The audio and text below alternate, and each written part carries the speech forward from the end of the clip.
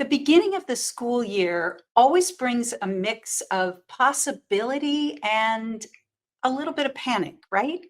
There's the fresh start, the new teachers, clean backpacks, the hope that maybe this year will be different. But there's also that little voice wondering, "Oh, are we really ready? Will my child keep up? What if we're already behind before we even started?" In this episode, I'm talking with study skills coach Jessica Coulter about how to give your teen the tools to start strong and actually feel in control of their learning.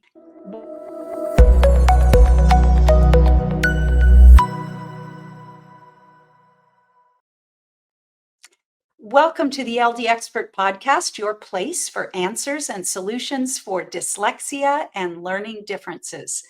I'm your host, Jill Stowell, founder and executive director of Stowell Learning Centers and author of Take the Stone Out of the Shoe, a must-have guide to understanding, supporting, and correcting dyslexia learning and attention challenges. Most students are heading back to school right now. So, how's your child feeling about that? Excited, nervous, a little bit of both? And what about you, moms? Are you feeling hopeful, overwhelmed, cautiously optimistic, maybe? We'd love to hear from you. So drop us a comment and tell us what back to school looks like at your house this year. While you do that, I am delighted to welcome Jessica Coulter to our conversation today. Jessica is the founder of Ace Cookie Tutoring. She is a study skills tutor and executive function coach who specializes in helping middle and high school students learn how to learn. She's on a mission to teach teens that loving to learn isn't about being born a good student, it's about having the right tools. Today, Jessica is going to share some of her favorite back to school tips, things that you can put into practice right away and help your teen feel more confident, less stressed, and better prepared to take on the school year. Welcome, Jessica. Well, hey, Jill, it's nice to officially be your guest instead of getting to pick your brain. I know this is very fun. We have connected a number of times over the years, and I know you are really passionate about study skills. And so I just wanted you to share that with our audience. Why are study skills so important? Oh, I love that question. I gotta tell you, Jill, we could spend our entire time talking about why do mamas need to focus on study skills for their teens and not the content, not the actual subject or the materials being taught in all of these brand new classes, let alone every class their child has taken up to this point. And so I guess if I was to summarize it, Jill, it would be simply the fact that we've got to learn how to learn, right? Our teens that are struggling in school, that don't want to do homework, that are not as excited about back to school as you and I are, is for the fact that they don't know how to personalize their learning. They haven't learned their nerdy method, which means they don't have the 12 essential study skills they need to know how to learn. So that's the very simple answer, Jill, is they need study skills to actually like school. That's what it takes, because if you don't know how to learn, how are you going to enjoy something you don't know how to do? Right. And, it's so hard to think, yeah, but they've got to know all this history and all this biology and all these subjects. And yeah, they do. But if you know how to learn, you can learn anything. The door is really open to you. Because it's a matter of, okay, why do we need to learn yet how to do the math or the history, the biology, like you said, when we can learn how to learn it, and then we can love every single class. That's a huge, huge win, I think, as we start the school year. So do you feel like there is a best time to learn study skills, like a best age? Oh, I love that. Jill, I don't know who all is listening in, but if we have a lot of mamas and middle schoolers, like 6th through 8th graders, then yes, like I just want to tell them, yes, please now, do not wait. So middle school is the absolute perfect time to learn study skills. And unfortunately, it seems like a lot of parents in general, let alone the teens themselves, are very reactive and not proactive. So I don't usually get to work with a lot of high school. I don't get to work with teens until they're high schoolers that maybe struggled their freshman year, and now we're trying to decide, can we recover the GPA for college or for whatever comes next? Or maybe I'm working even with college students that have dropped out because they realize, oh yeah, college, a lot different than any other grade up to now. So short answer, middle school, Jill. That is when I want mamas to let their teens learn these skills, because there's such a big difference between, okay, I learned this as a 6th or 7th grader. Now I get to practice it for a year or two. And now I'm starting high school knowing what works for me. It's no longer, okay, figuring out, okay, how do I keep up with this content? How do I handle this new building? Oh, there's all these new teachers. Wow, everything's so much faster. Wow, there's so much more homework. And I have to figure out how to do this and learn this. It's okay, I'm just focusing on the social stuff. I'm just figuring out on the new building, not on, do I actually know how to learn? So ideally, that would be the right time. It's never too late. No, our brains are amazing. It's never too late for anything. But I agree. But yeah, going into middle school, that's a great time. Perfect time. Yes. Yeah. At our learning centers, we work with bright students who struggle in school because of dyslexia or other learning challenges. And we've seen time and time again that the right teacher can make a world of difference for a struggling student. But what if the teacher isn't a great fit for the student? Definitely. That's a good question. I got to tell you, Jill, I always love during our interviews that you share a lot of stories about students that you've worked with. And I feel like in this case, I could tell several stories, but I could also even tell you a personal story. The answer that I want to give you is, for me, senior year of high school, my physics teacher, we were not on the same wavelength. So when you talk about bad fits, she literally told me, Jill, I can't help you. She's like, I don't know how to get you to understand, because this is the way I know how to teach it. And she pretty much told me I was on my own. And I imagine some of our listeners have similar experiences, whether it's for them or their teens. And unfortunately, what we have to go back to again are those study skills. Because I knew in that senior year, okay, I can learn physics. Like I knew, okay, I have these study skills. I know how I learn. I have this nerdy method in my back pocket, even though I didn't know it at the time. And I just had to find someone who understood me, who could teach me in the way that I needed to be taught. So that is one of my tips, one of my answers to your question is, okay, if that teen, that student, and that teacher can't communicate, okay, does that child know how he learns? Because if we don't know what works for us, how do we know the teacher's really not helpful? How do we know that teacher's really a bad teacher? And then the next tip is, especially for those of our listeners who might have kids that are going into, say, sophomore year or beyond, well, if there was a teacher that was amazing that really clicked last year, why can't your child go back to that teacher? A lot of times this math teacher might have taught your freshman, algebra 1, maybe totally different teacher, say for algebra 2. Well, I bet that algebra 1 teacher could teach algebra 2 material as well. So that would be kind of my two big thoughts there, Jill, is the idea of, okay, do we know what we need the teacher to do? Like how we need that teacher to present the material, which it goes into learning style and personal preferences, let alone what are the other resources that teens actually have access to get the help that they want and that they need. Mm-hmm. And really, when you talk about study skills, and for us, we're really always looking at underlying processing and learning skills to give you a really solid foundation for learning. If we have that solid foundation, if you have the study skills, then even if, the teacher in a particular class isn't exactly a right match for you, you have tools that empower you to learn anyway. And so that's one of the things that I really love about your Love to Learn study skills program. You've got 12 specific skills in there, and so they kind of provide that base of support for kids. Mm-hmm. And speaking of that, Jessica, what I wanted to do was see if you could give us, say, the top 3 of your study skills that parents and students should focus on right now at the beginning of the school year? Definitely. I knew you were going to ask me that, Jill. And I was like, how do I pick three? Because the first one, like the most important, is the absolute easiest. Because when you say the foundations, and we're talking about all of these skills, because yeah, I focus on the study skills, and Jill, I know you focus on so many other skills. But the idea here is, yeah, that foundation is like, okay, do we actually have what we need to know, like to start with? And then we could add on all of these classes, all the material. But if I had to pick three, I had to narrow it down and think about the nerdy method, because it's like I teach study skills in a very particular order in my Love to Learn program. But note taking is the absolute first skill I always teach.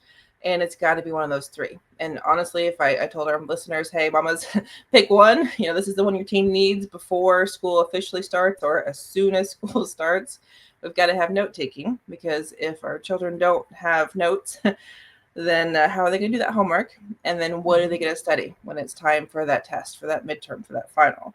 The other two skills, and I had to really think about it, I would tell you a lot of mamas know, and a lot of teens know, that they struggle with time management. And so as we start a new school year, I really, really want every student out there to know, okay, how am I going to keep track of assignments? So am I using a planner? Am I using a digital calendar? Like, what am I going to use? So that way, every time they leave a class, they know exactly what the homework is, what that project is, what they're supposed to do in between classes. So that's the second one. And then I would say that the third one is goal setting. And a lot of our mamas probably go, no, Jessica, I want my child to be motivated. And the reason that those fall under the E for energy in the nerdy method is the fact that we have to have motivation and goal setting together. So as we start a new school year, I really, really hope all of our mamas, all of our parents that are listening, have that conversation with their teens. What is your goal for the semester? Let alone, what is your goal for the school year? Because if mamas are hoping their kids are going to get straight A's and their kid is dreaming about being a starting player on the basketball team or is looking forward to that role, in the school play, like that's two very different directions, which is going to be nothing but headaches for our parents and their kids. So definitely note taking, time management, goal setting. I would say those are the most important, since goal setting leads to motivation. So I want to dig into the goal setting just a little bit, because having a goal that is attainable is really powerful for the brain. I mean, when we make steps towards that goal, and especially when we can start to monitor that ourselves, and we can see, oh, wow, I made this much progress towards that goal, or I hit this benchmark. Our brain gives us a little hit of dopamine, which, makes us feel good. So, do you have any tips about how a parent might approach this idea of goal setting, or helping their child to create a goal that is really realistic for them? Definitely. And you're saying a magic word, Jill, whether you realize it or not, you're saying realistic. So the way that I teach goals is through the SMART method. And I know that's not something I've created. So I'm all about SMART goals, though. So for those our listeners that aren't familiar, so that's specific, measurable, and then you can either say achievable or attainable, and then realistic, and then the T is timely. And so when I teach teens how to create a goal, how to achieve a goal, when we're going through my Love to Learn program together, we always start with their long-term goal. And that can be several years out. But I've learned a lot of teens that they're kind of in the now. They're very good about, okay, is there anything today I need to do? They're not so good about thinking even 3 days from now or 2 weeks from now, oh yeah, I should start on that project. And so that's step one, Jill, is I would say, okay, mamas and teens, we need to decide what is the goal. I usually do, like I said, 6 months, or even if we're starting at the beginning of the school year, whenever the end of the first semester is, or if we got trimesters, whatever that kind of natural break is, like, let's just focus on that. That's our long-term goal. And then the next step is to figure out, okay, what do I have to do to get there? Because when you're saying, okay, our brains love it when we make those kind of steps, when we achieve little goals or short goals, I 100% agree. So if I have teens very focused on grades, it's very easy at this time of year to look at this last semester and go, what went well, what didn't go well? If we have a kiddo that's not waking up on time, that can be a short-term goal right there. If we have a teen that never turned in a piece of homework, like ever. That's a really easy goal. But we have to think about, okay, what is long-term, what is short-term? And then I sometimes call them mini goals. Because like if we have a student that didn't turn in any homework at all, that could seem overwhelming from the very beginning of the school year to go, okay, turn in all your homework, even though you never have before. So I usually encourage my teens when I work with them, okay, which class do we want to start with? If you haven't ever turned in homework before, well, maybe you decide, okay, math is going to be my focus. And the reason for that kind of mini goal would be because of the snowball effect. The idea of, okay, if I'm turning in math homework and I can see that I can do it and I feel good that I'm doing it and I feel proud of myself that I'm achieving this goal, well, guess what? They're going to start being able to turn in homework in other classes or working on other goals that all then lead to the long-term goal. So hopefully, Jill, that answers your question. But the idea of, let's kind of break it down now. Right. I love that. When we think about executive function and this whole idea of goal setting and getting myself motivated to really accomplish something, you have to start with the end in mind. What's it going to look like? Whether it's a project or a semester or your high school years, you kind of have to look, what do I want it to look like? Because that's my big target out there. And then how am I going to get there? And what are those tiny steps that I take? And I love that you said, if they haven't ever turned in any homework, making a goal to turn in 90% of their homework is a lot for a first step. But if I can turn my homework in one class, now I've learned how I can do that. I've learned what I have to do that. Now I can apply it to a new one. So yeah, I love that. And I think that that's a great conversation for families to have now and put it up. This is a big deal. This is a goal that I have, and these are the little steps. And we just want to make the steps attainable and then celebrate them, and if you stumble along the way, that's okay. We're learning. What do we need to do differently so that we can achieve that step? Yes. So I want to ask you about one of the other goals, time management. That's a really tough one for people. Do you have, I know that's a big, big subject, but, a tip as people start thinking about going into the school year for time management, or even, getting out of the house on time, or So I would tell you, Jill, that I teach all of the study skills, the whole entire Love to Learn program is based on how teens learn. And so I'm very much focused on the visual versus the auditory versus the kinesthetic learning style. And the way that ties into time management is the fact that my visual learners, they love their colors. And like there's the simple fact of they need to see their calendar, their schedule. And we could talk all about routines versus schedules, because to me that's routines through organization and then schedules through time management. But that would be tip one is, okay, how does your child learn? More visual, more auditory, more kinesthetic. Because if we've got a visual kiddo, okay, we need to decide what does each class represent, like what color in my planner on the calendar, or even, okay, our test this color and like daily homework is this color. For my auditory learners, they've got to have sound. They've got to have some kind of something to listen to. The easiest kind of go-to for my auditory learners is when my time management lesson, we always talk about what's your homework hour at home. And that could be literally homework. It could be study time. And I would say homework and studying are the same thing. But anyway, the idea of something as simple as an alarm.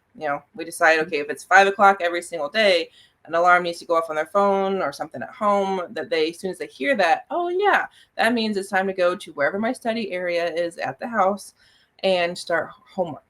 And then for my kinesthetic learners, this one is actually an idea I kind of heard from somebody else actually in another interview. And then I kind of adapted it because I was like, this is a good idea, but I want to do it a little differently. And the tip on this with time management is so many of our mamas, so many parents expect their kids to use paper planners because that's what I did. So that's what you're supposed to do. No, my kinesthetic learners, generally the writing, like that's very hands-on. That's the, an action. But something they usually like even better are sticky notes. And so something as simple as deciding, okay, instead of filling out my planner, I'm going to write each homework assignment, each project, each whatever on a sticky note. And then I take it a step further when they get home. Okay, these sticky notes now need to go on your wall near your study area. And I encourage them to create kind of lists. The idea of, okay, this is what I'm doing today. This is what, is happening, say, this week, and this is stuff for in the future. And they can literally, if they have each assignment, each class in its own sticky note, you can very easily organize them. So they know, okay, not only have I written it and I'm moving the sticky notes around, now I can prioritize and put them in the right order on whatever I'm sticking up to. So that would be my answer, Jill, is the idea of start with the learning style.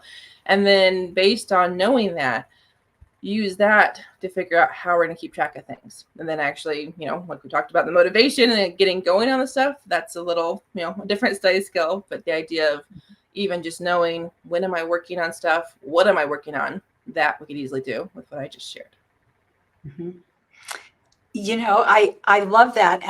And I can, as you were talking, I could, just envision this dialogue between the parent and the student, really just the student getting the opportunity to think through, yeah, what would work for me? Would I really notice it if I used color or if I used sticky notes? Or does my alarm, when I use my alarm, do I pay attention to it? Exactly. So, but I think that's great, because as soon as we can engage the student in that kind of thinking about their own thinking, we're, stimulating their executive function and their ownership, and and it just, if it's theirs, then they're going to be much more willing to do it, and much more intrinsically motivated to do it. So No, we haven't even mentioned that, have we, Jill? And that's such an important concept right there. yeah. Well, obviously this is a big topic. There's a lot around it. Note taking is kind of a big piece. Yeah. Is there any, little thing, and I know you can't go into all of note taking, because I recognize that's a big skill that needs a lot of training and practice. But is there any one particular thing that you would say, do this, keep this in mind as you start to take notes? Definitely. So I would tell you that, again, very easy to personalize based on learning style. But then I would also tell all of our listeners that I teach 7 note-taking rules. So that's the core of my note-taking lesson in the Love to Learn program, is to teach teens, okay, how do we use your learning style to take notes? Like, how are we going to personalize this? But then what are the rules to follow when you're actually taking notes? And the rule that I usually share the most, as many places as I can, like this, Jill, is Rule 3, which is to write down those key facts and ignore redundant information. And I teach that because if teens don't write anything else in their notes, no matter if we've got a middle school, high school, or college kiddo this school year, if they only focus on the W's, the who, what, when, where, why, and how, as well as other key facts like vocab words and definitions and formulas, their notes 100% more useful than they probably were all last school year. And that also addresses another big concern I hear from parents, let alone the teens, when I ask them, why aren't you taking notes? And that is, my notes aren't useful. Like I write stuff down and I never look at them again. Or B, the teacher went too fast, I couldn't keep up. So it was easier just not to take notes than to take bad notes. So if they focus on Rule 3, key facts only, if that's where they start, their notes will be better and better as they add in the other 7 rules. So sometimes less is more. Yes. This whole issue of note taking, we run into a lot of high school students that they aren't even really ready for instruction in note taking because there are some underlying issues getting in the way. A big one is auditory processing, and and I know this is a little aside from what you're talking about, Jessica, but sometimes we see that parents and teachers are so frustrated with a student, and they may be frustrated with themselves, that they have these notes and they absolutely do not make sense. And I think that tool of listening just for the key facts is really valuable. The challenge for a student with auditory processing issues is that just the act of listening itself is so taxing that it's like they can't listen and take notes at the same time. They're working too hard to get the information. And as soon as they look away from the teacher's mouth, where they're getting clues to what the teacher is saying, and look down at their paper, now they've kind of lost the thread of it. And as they're thinking to write, they, you know, now they can't connect the dots anymore. So I realize that's a different issue, but that's one of the things we run into a lot. And we recognize, okay, well, then we have to first really stimulate and develop the auditory processing. And the other piece of that is the comprehension. Often if you're not getting good information to think with, then of course it's going to be hard to comprehend. Sometimes we have students that the real issue for them is comprehension, that they just can't take all this information and assimilate it. So all they get is just pieces and they can't put it together. And again, the kids like that, what we see when they try to take notes is they try to write every single thing. And so they've got pages and pages of, like words, and they aren't useful that way. So for us, we get a student like that, and we know we have to get in and develop the underlying auditory comprehension skills, visualization skills, in order for them to be equipped to now take that higher level study skill of taking notes. But circling back to what you said, having in mind less is more, go after just the key facts at first. That's probably a real relief to a lot of students. They don't have to write down every single thing. They got to tune in for some very specific things: the who, what, when, where, why. That's really, really helpful. I gotta tell you, Jill, as I was listening to you and going, okay, yes, I'm thinking about our interview very recently on auditory processing disorder that our mamas can listen to soon. And then it also was making me think of the fact that, yeah, I've learned for myself, and I've known for a long time, that, yeah, if someone's talking, it does not get in near as well as if I can read it on the board or read it on the book. Mm-hmm. And it's actually making me think of another one of my note-taking rules. I tell teens to share their notes with friends and classmates, because what you're saying right now is, okay, yeah, someone who has, auditory processing disorder, probably not an auditory learner. And so if they're in a class and the teacher, all he does is talk, there's nothing written on the board, the teacher doesn't hand out any worksheets, anything to work through together, teens are going to be really lost. And so that's why it's essential that, yes, they build those skills, so that way maybe they do better than I did in some of my history classes with teachers who just talked and nothing else. But also an important reason for them to say, talk to a classmate of, did the teacher say this? Because I can't tell you how many times I wrote down something thinking, okay, this is the person's name. And then it was test day, and after I studied, and then I was looking for that particular name or that word, and it wasn't there. Because what I heard and what I wrote down, they were right, like they were right. But they were not what the teacher actually meant. And then I love what you're saying about the critical thinking. That's a huge part of retaining information, which isn't a study skill we even talked about.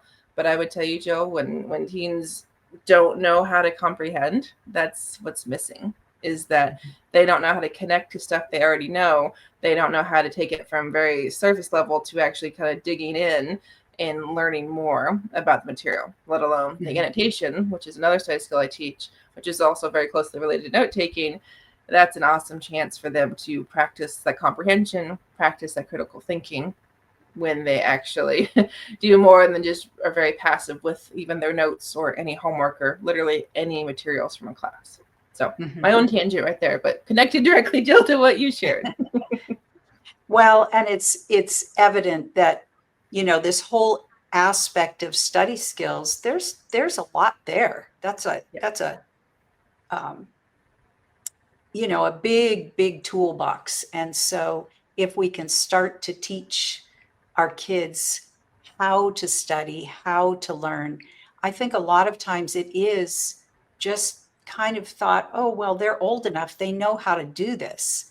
And Mhm. and they don't. And that's even college students. I mean, just because you're in college doesn't mean you automatically know how to study, how to take the material and really understand and use it. So thank you so much for sharing all of these great strategies. It is very empowering when kids have tools at their disposal that they can now use for the rest of their schooling and work. So I want to say to our listeners, I know there is a lot going on right now with the beginning of school. So, if you pick one of these tips to share with your teen or help your teen start to dialogue and implement, that would be a great start. If you can do more, that's fantastic, but start with one. In fact, we would love to hear which strategy you pick and get started on first. So tell us in the comments. Jessica, you have a big event coming up starting tomorrow, as a matter of fact. Tell us about the Learn It virtual event and how moms can get on board with that. Definitely. So it is a back to school event. So I'm lucky to get to collaborate with you, Jill, and almost 30 other parenting and learning experts. So lots and lots of topics, everything from auditory processing disorder, like we mentioned a little bit earlier, let alone to test anxiety, let alone to all sorts of nutrition information for both teens, let alone their mamas, and pretty much everything you can think of in between, all related to having an awesome start to the school year. And the event is called Learn It, Open Your Teen's Mind and Feed It. I don't know how many of our listeners are Weird Al fans, but I'm a huge Weird Al fan. So I was like, let's make it fun. Let's base the name of the event off of Weird Al's song Eat It, which is based off of Michael Jackson's Beat It. Just a little trivia fact. And like you said, Jill, we start tomorrow. So it is a 7-day event, all pre-recorded. So mamas, you can sign up, listen to all the interviews that are released at 10 a.m. Central, immediately if you want, or you can space them out through your day. And every expert has been kind enough to donate, kind of contribute an awesome downloadable resource as well. There is a replay weekend, so maybe if you don't catch this when the interview is released, you will have access the whole week, let alone the weekend right after. So I know, Jill, you'll have a link down below so mamas can sign up for that. And I feel like I could say so much more, but at the same time, it's like, mamas, if you want some more help with back to school, now is the time to sign up and listen, because I'm purposely hosting it as early in August as possible to make sure you've got those strategies in place before the school year starts, or as soon as the year starts for you, closest to the beginning. Well, your conferences, your events always provide such wonderful resources for moms and teens. And as you said, I'll be doing a session on auditory processing at the Learn It event this year. So remember, it starts tomorrow, and I hope to see everyone there. Jessica, I have one last question for you. Okay. For parents who are thinking, my teen doesn't want help, what would you say to them? And I would say, I feel like I could say so many things, Jill, but if I make it short and sweet, I would remind all of our listeners, all the parents out there, that your teens, your children can learn. I would remind you that your children want to learn, they want to do well, but they don't have the skills to do so. And so that would be just a reminder, just to let it kind of soak in and accept the fact that, okay, your child who's, not turning in homework, your child who's getting those bad grades, your teen who backtalk seems to have an attitude. It's not because your child is like, yeah, I hate mom and dad. It's, I need help. I'm struggling and I don't want to tell you I'm struggling. I would rather act this way, do these things, and make you figure it out versus actually come out and say, I need some study skills. Yeah. Well, that's so true. Thank you for that. Thank you for joining us today, Jessica. We're looking forward to a really great event with you and all of your guests. Yes, thank you. We've have hundreds of mamas already signed up, so I imagine that the list will just grow as the event continues. And I just can't wait to hear the feedback because Jill, every time I bring you on, I get amazing feedback. My mamas say awesome things about your interview, let alone every other guest. So I know it's gonna be another good event. It is. It is. Well, good luck with that, and thank you so much. I love having you. Yeah, well, thank you, Jill. I love being here. So we have more conversations in our future. I know. Yeah. So, study skills give students structure and confidence and a way to take ownership of their learning. If your child is still struggling, even with good strategies in place, there's likely something deeper going on. That's what we see and address every day at Stowell Learning Center. Bright, capable students whose underlying processing skills just aren't supporting them the way they should. At Stowell Learning Centers, we help children and adults eliminate struggles associated with dyslexia and learning differences. We want to make this journey easier for you. Connect with us on social media, on our website, stowellcenter.com, for information and free resources. The challenges associated with dyslexia and other learning disabilities can actually be dramatically improved when we strengthen the weak or missing underlying skills. Contrary to popular belief, your child doesn't have to just live with it for the rest of their life. Every day doesn't have to be a battle for your family. We're on a mission to help as many people as possible, so please subscribe, like, and share so that we can reach families who really need encouragement, hope, and real solutions. Let's change the narrative for struggling students together.